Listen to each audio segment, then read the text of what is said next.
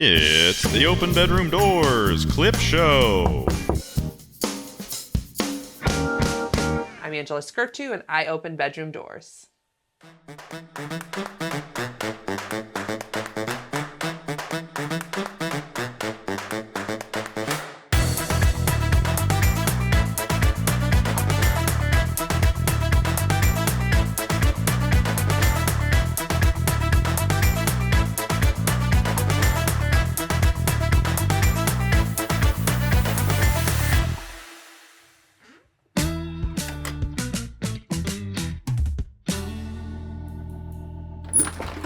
I was a safe enough person for her to be able to put some of her walls down and let the magic happen of the EMDR. Michelle, that's beautiful. I have a question. It's beautiful. I was like, wait, Angela, bask in this beautiful moment. But wait, I have something to ask. This is my brain. Michelle, you said you don't like the term trauma. I wanted to pin on it because there's certain things I don't like to hear either, but I'm really curious. So why don't you like to use the term trauma? I feel like I use it too much. Like, okay. I want to use a different way to describe something because, I mean, the trauma is what is left over in our bodies from something that happened that shouldn't have, or something that didn't happen that should have. Like, trauma, it paints a picture that I think could be much more developed. Mm-hmm. Like, the word is limiting in some ways, and I just use it too much. I don't know. I think that's why I am a little self-critical about that. No, it's all right. I'm cautious about using it too. That's why I wanted to ask, because I think it makes people feel stuck. Like that, like when you use that word trauma, I'm just traumatized. Like there's a way that people feel like they can't change it. And a lot of my work is teaching people you don't have to stay stuck, right? Like, for example, all right, so I had a client the other week, and she was saying that whenever her husband goes to touch, like they'll be laying in bed and he goes and he'll rub a hand over a boob. This is a typical go-to move. And she'll go, here we go again. And then she dissociates. And that's like an example of her body, because she's gone through the same process over and over. I could call it trauma, but then we'll go down this whole path of like, oh my gosh, I'm traumatized. Like, depending on the person, it can keep them stuck. And so rather than using that word, I'll say, hey, did you know you have an option there? Like you don't have to stay stuck. Like what would you do? Like, what would be a way for you? Like, let's brainstorm 2 or 3 ways to take that scenario. So he rolls over. It's just habit. People have these habits. He does this thing. Now you choose. What do you want to do differently? And she was like, you mean I don't have to just go along with it? And I was like, no, please don't ever again. Yeah. I'm over dramatic in the way I teach things, but it was really cool to walk her through. Like she said, well, I guess I could like move it somewhere else. And I'm like, yes, you could. That's one. What's another? And she was like, well, I guess I could like turn to him and like start taking, the top. She didn't say top, but like take the lead and choose what I want to do next. I'm like, yes. And so I am personally cautious with that particular language because I don't want people to feel like they're stuck or they can't do anything about it. And I do think, I don't know if it's a stigma around it or a belief, but like once people are traumatized, there are ways that sometimes people feel stuck or held back. And really, I want to teach people that there's sexual movement and fluidity. What are your thoughts about that? Yeah, I mean, it brings up the idea of brokenness, right? Yes. Like something wrong that is not, like, I'm not here to fix people. Like, I want to just be, I hear like probably Gabor Mate's voice in my head saying trauma happens because we go through it alone, whatever that thing was, right? Was that we were in it alone. And you don't have to be alone anymore. Right? That gave me chills. Right? It makes me tear up a little bit. Right? Because I have a history of maybe not the same things that my clients have gone through, but enough aloneness that I can say, oh, I remember when I was 8 years old and my parents would send me to my room and I would scream at the top of my lungs and chant, I hate you, I hate you, I hate you. And I would write, I hate you on paper. And I remember attaching it to like a metal hanger and throwing it down the stairs to make sure that I got their attention.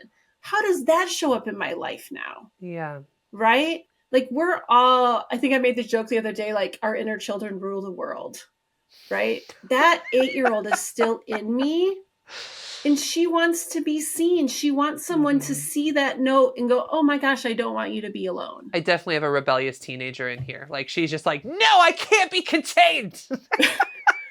Yes, when I got into a phase of like, I'm going to say no to all sorts of stuff. Like it was a conscious decision to like give myself a goal to say no more. Couples don't just need foreplay. They need laughter. And good food. Real good food. And probably a therapist who will answer sex questions in bed. And lucky for you, we've got that covered. Yeah, we do. You gotta come. Join us for dinner with a sex therapist.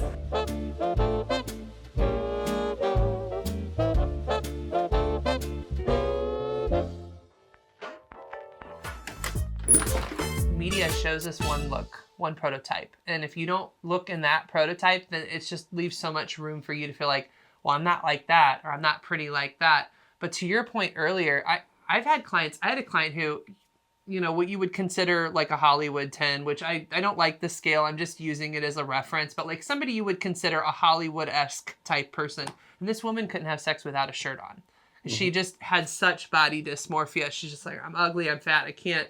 And I was like, I remember like sitting with her and being like, I don't understand how to get through like that. Like, and it's interesting because like, so since you've had body dysmorphia, it's like, it doesn't matter. Like I couldn't say, no, you're beautiful. Like, I don't think you understand, like you're beautiful. Like the words don't mean anything. We call it the grass is greener syndrome. Okay. Women see other women, not necessarily just Hollywood or what media presents. You know, they see other women and they see something about that woman that they don't have. And that becomes their gold star standard. You know, even like I said a little bit ago, you know, whether a woman weighs 80 pounds or 280 pounds, they share the same flaws. So for me, it's very interesting to watch all of that go down. But this goes beyond just women or younger women. I mean, my oldest client to date was 74 years old. You know, she's a widower 3 times. You know, it's something she always wanted to do, but never did because of old-fashioned thinking. And even at 74, she found confidence to start living the best life she possibly could for where she was. We have had women that are come through that are in the middle of transitioning, you know, that have never found a confident place where they could identify or discover who they are. And I'm not afraid to ask questions. You know, if there's something I don't understand about a person, as long as we have that relationship, I'm going to ask. And I learned a lot going through that ordeal. And a lot of women come back and say that this is some of the best therapy, what we do is not legally therapy. You guys aren't licensed Correct. therapists, but it's therapeutic in that people are learning to see themselves in new ways. It is, if I had my license, I would absolutely call what we do true therapy. You know, just because of what it entails. Being able to see somebody come out of that shell and really define who they are. I've got women that come to us 4 or 5 times a year because of what it does for them. You know, we get messages all the time. I'm starting to feel a certain way. You know, I've looked back on my other images and I feel like, you know, we need to update. So they'll come a few times a year to go through this experience. And then after each one, you can just watch the catapult of their next evolution.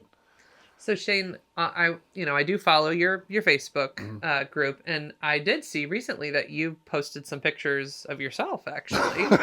So, I think this is a good segue into you don't just work with women, right? You work with men, and in your post, you said something to the extent of, if I'm asking other people to do this, then I have to also learn how to do this myself. So why don't you talk a little bit about what that experience was like? What led you to do it for yourself?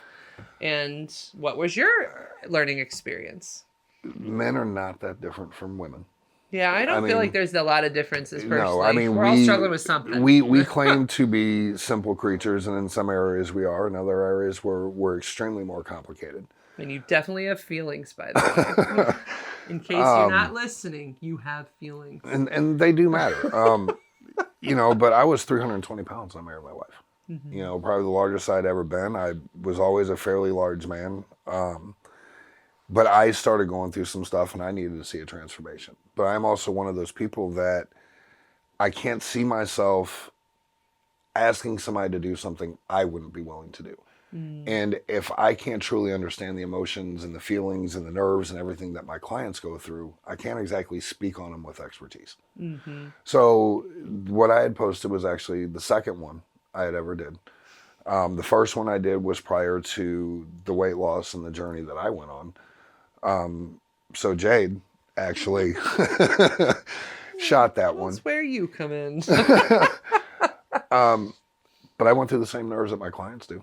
Mm-hmm. I drove her just as ridiculous as, some of the stuff that, how that bad we do. Was he, by the way? I had to talk him off that ledge. He was like, no, I can't do it. Once upon a time, two people fell in love. What happened next, Terri? And they had oysters and chocolate and chili. And then they laughed and cuddled and maybe learned something new. Join us for Dinner with a Sex Therapist.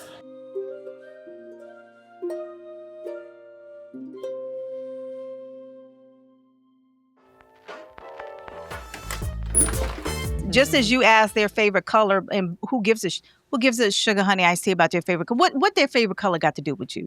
Like you asking pointless questions. You need to ask like, do you sleep with men? I mean, do you find little children attractive? Like if I were to have this little, I need to know. Date question, girl. On a date too, I'm asking.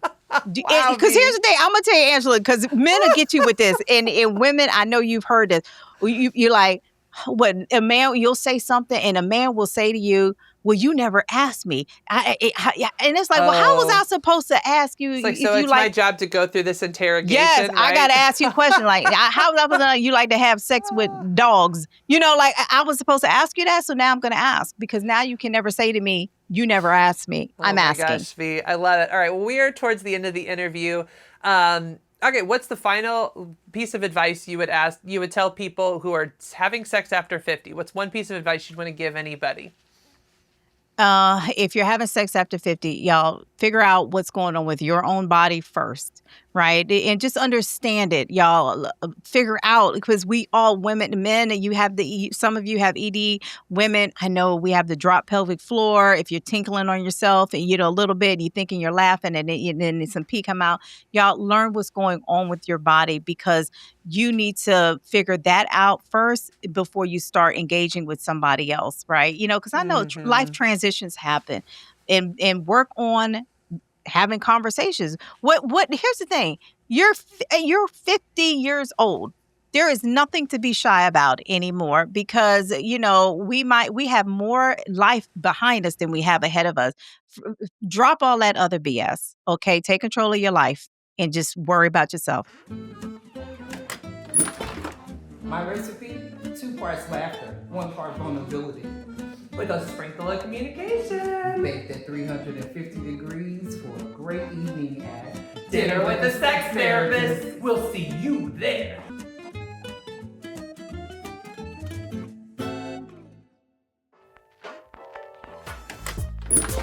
So what I'm hearing from you is that it evolves over time. Like when you start out deciding to become a swinger or lifestyle or poly person, you may have one idea in the beginning, but as you continue to do different experiences, there's not just one conversation, it sounds like. No, never. Never. Never! It's multiple. It's multiple, because that's the whole thing. It's, especially as a couple, when you're single, you don't have to account for anybody else, right? But as a couple, I want to make sure that, my partner's comfortable. I want to make sure that our relationship is our relationship. That's our bond. That's what's our primary. That's what's important. we want to have fun experiences, but we don't want that to break our bond. So that constant communication of and rules and boundaries, I mean, you're constantly making them, you know, because something happens, you're like, you know what, this is not okay. Like, I think there should be a rule. Okay, we don't do this. Okay. And that, so again, it's the constant communication. So one of the things I always, I should tell everybody this, I'm always skewed because I'm a sex therapist and I'm always seeing people who are having problems, right? So I don't always see like the good. Sometimes I do, sometimes I don't. One of the not so good things I'll see in therapy is people are setting rules, but they are very controlling and micromanaging. Like, I don't know that they're respectful. I think there are ways, like, really what I see in that space is people who are not comfortable with this idea and like trying to manage it by having like 50 rules, and then they're basically getting into hot water and then they have these big fights. Right. That's what I get to see behind the closed doors. So it's like I open the bedroom doors, that's what I see. So like how can people prevent that? Or what do you think works better in terms of even how rules or boundaries are set? I mean, sometimes it's just a simple rule of okay, if you start talking to somebody and you're wanting to maybe go out, then you need to come to me and let me know. You know, then we can discuss it to see if we're both okay with this, or, you know,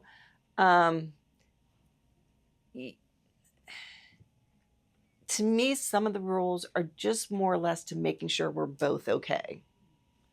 Okay. We're on the same, we're thinking the same, we're wanting the same things. You don't want it to be so controlling that you have all these rules, because that's kind of goes against being the free spirit. Yeah. But you both have to be okay with what you're wanting. And you've got people that play singular, and you've got couples that only play together. So there's Would that be an example of a rule? Like, we only play together?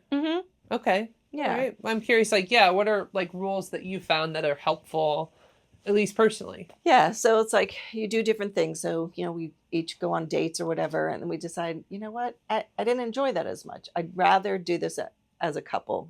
Okay. And so then you go, okay, so our agreement is we will only play together. Okay. Then it might be something, if you're interested in somebody at that point, then let's have a conversation, or, you know, a text that another couple or a single person, whoever, that we're all on the chat together. Okay. So we can all talk. And even though the conversation might be between those two, I can still see it. Okay. So again, it's being very open-minded, being respectful of the others. Again, the consent, right? Our rules. But it's just like my job as being with somebody is to protect that person. The same should be the same. He should be wanting to always protect me. We don't want to be in situations where it's not comfortable. It's not where, and again, it's like you want to both be comfortable, not just one, because you don't take one for the team. Yeah, I've definitely heard that a lot. Don't take one for the team, which I think that basically means you're not just doing this for somebody else. You're not just pushing yourself past your own comfort zone or boundaries to please your partner, but you're really trying to figure out what is your level of comfort or openness to trying things, and that's what you're communicating about. Right.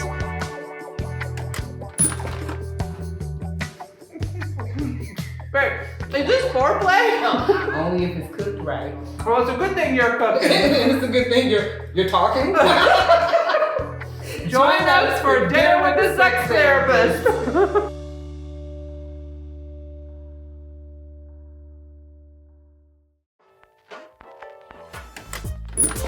I mean, there's a whole business of people designing and developing these cock cages to be more effective, to be more secure, to be more comfortable over a longer period of time. And one of the things that I shouldn't find this funny, but I do. There are men with Bluetooth and Wi-Fi enabled cock cages where they have given over control of these cock cages to online dominatrixes. But the technology got hacked, and the online dominatrix lost the ability to control the cock cage and to release it. And so Someone these guys stole his yes. Why? I mean, I bet why, it would be why fun. not? Why not? I just God. I mean, you just can't make that up. I mean, that sounds like some some Dark Mirror, sci-fi fantasy There's weirdness, this like but it's IT real. geek behind a computer, like, Yes. I'm gonna control all the cocks in the world. And he's Oh my reached total God. world domination because Yes. he controls the cocks. Total world cockination. We're gonna have to edit all of these cocks, by the way. So I hope you find a really great graphic, like maybe an eggplant, please, for that cock, cock, cock, cock. Because that's what we have to do for the YouTubes and the Yes, Instas. yes, Like, yes, I yes. can't just say cock all over the place. Too That funny. is crazy. David, oh my gosh. So, okay, so there's the cucking side, the hot wifing side. I want to learn a little bit about the hot wifing Yeah, yeah. side because it sounds kind of exciting. So, like, what are you seeing? Like, are you seeing a rise in people doing more hot wifing stuff Oh God, too? yeah. I mean, it's everywhere. I mean, like literally, I was just reading some articles from Britain in some rag, I think called Lad Bible, and they have all of a sudden realized that there's lots of interest in hot wifing, and they've published several articles just lately about the hot wifing trend, the bizarre new lifestyle in the United Kingdom of hot wifing. And hot wifing looks a bit more like swinging, but whereas swinging historically was, a married heterosexual couple swapping with another heterosexual couple, swinging was very condemning of cuckolding men because the swinger men were like, wait, the guy's not having sex with other women while the wife is having sex with other men. That's messed up. You can't be doing that. And so cuckolding was actually really taboo within swinging culture. Until recently. Now, a lot of swingers clubs are having gangbang nights where they let in single men for the hot wife. I can't wait for Zach to find the image for a Yes. gangbang night. And the husbands stand there watching and helping. Whereas, and so there has just been this explosion in attention to it. I mean, and like I said, some of it is the Republicans' fault. I mean, because we blame the Republicans for hot wifing.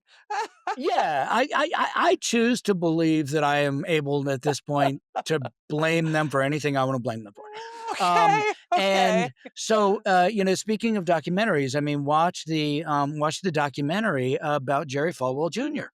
Oh, I did watch that. It was so interesting, actually. Who likes to watch the pool boy with his wife. So, David, I do want to put in a little plug because I have people from all across the spectrum. 100%. I love all the people. I love all their values. So, like, I think one thing that documentary did do is just normalize that it doesn't matter if you're liberal or conservative, that like there's different sexual interests and desires. I've actually had conversations with my husband about some of this, that like you never, like just being like the swinger, for example, you can be liberal, you can be conservative, you can be independent. Like there's not necessarily a political association with any of these sexual interests, but actually like it's across spectrums. And I've even seen it in my office. Like I used to have this belief, for example, that like, well, Christians wouldn't be swingers, but I have had so many clients that are Christian swingers that I'm like, Angela, you were incorrect in that assumption. My favorite are the Mormon swingers, and I know. even now there's like this online the secret scandal. lives of Mormon That's right. wives, Yes. right? The mom Oh talkers. my God. Oh Yes. my gosh, I love watching that show, by the way.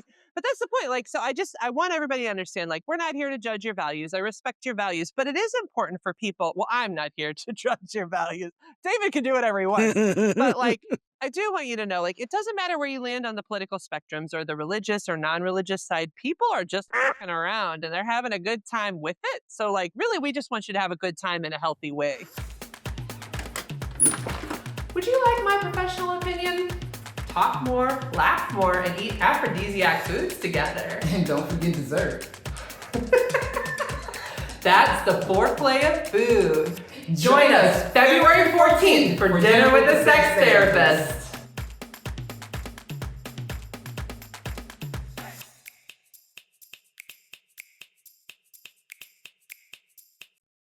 Well, that's a wrap on this episode of the Open Bedroom Door Show. Real talk for real relationships. If you laughed, learned, or blushed a little, you're welcome. Don't forget to like, subscribe, and share with a friend who needs a little more real talk in their life. Got a burning question about sex, love, or relationships? Check out openbedroomdoors.com and submit a contact form. Your question might just be featured in a future Happy Ending segment. Until next time, keep it honest, keep it sexy, and most of all, keep those bedroom doors open. Good night and have a sexy tomorrow.